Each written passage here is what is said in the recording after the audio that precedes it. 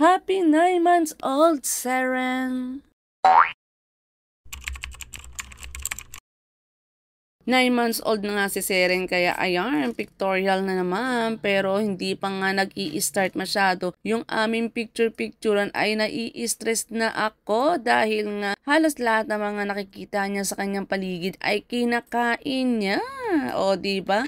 Nagwawala na nga siya dyan. Siyempre bukod doon, pag natikman niya na nga yung mga nakikita niya sa kanyang paligid ay nagwawala na siya, naiinip na siya, kaya ayan. Binibigyan ko siya ulit ng bago niyang ngat-ngatin para hindi na nga magwala ang baby na yan. May pagkain na nga, umiiyak pa rin kahit kakatapos lang kumain ng sopas.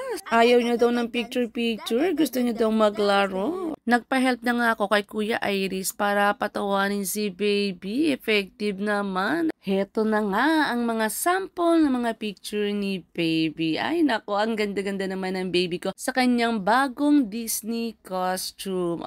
Bet na bet ni mommy yan.